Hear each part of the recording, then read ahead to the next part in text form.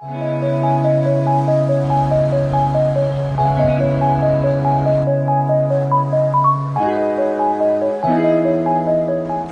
как дела? That is Russian for hello, how are you? And the reason why I'm saying that is because today we're in Brighton Beach, or as it's really known, is Little Odessa. And normally I come over here because Julia has her appointments over here, but while we're here today, considering I parked far away from where I need to be, I decided to do a little history video for you.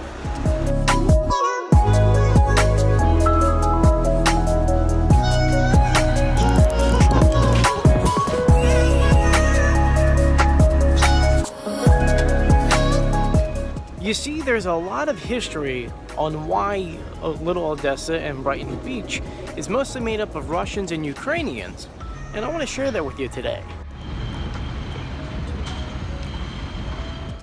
Now, for the sake of this video, we're not going to start all the way back in the 1655s when this was a colony and all that stuff, just because it doesn't really matter at this point, because then a massive flood came in, or a storm came in and kind of knocked out half of the island. So we're going to pretend that didn't happen.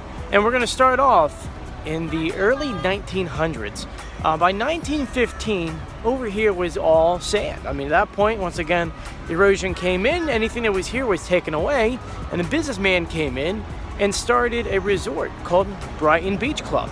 And that's where the Brighton Beach actually comes from, the name itself. And what's interesting is that he built an amusement park, he built a boardwalk, a fire came in and knocked it out completely.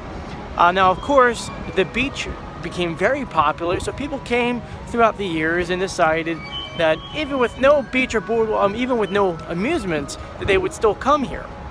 Now, at this point in time, this land really wasn't that much developed. I mean, there were some houses, a lot of the main buildings were getting swept away that were on the beach line. But it was Europeans that lived here and many Jewish folk. Now, during the Great Depression, this area really saw a lot of mischief and, of course, just like everywhere else, saw a lot of depression. Now, what really got this town back up and going was World War II. At this time, there were a lot of people trying to flee European countries. A lot of Soviet and a lot of Russian Jews were trying to get out of their country as fast as possible.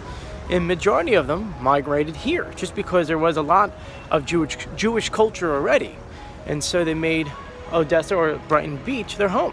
Now, interesting fact for you, as of 2011, there are still about 55,000 Holocaust survivors. And out of that number, supposedly, I think it's 78% of them live here. Now, obviously that number has dwindled over the time, but majority of them still live here.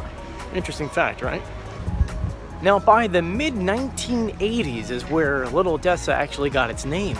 And the reason for that is because at this point in time, Soviet Union's really fallen apart fast, and Russians, Ukrainians, and Polish are really making their way here to America. So it got its name, Little Odessa. Now, for those who don't know, Odessa is actually a small town right on the Black Sea. It had a whole beach paradise and everything. It still does. And so they kind of just gave that name to this one because it's a smaller community.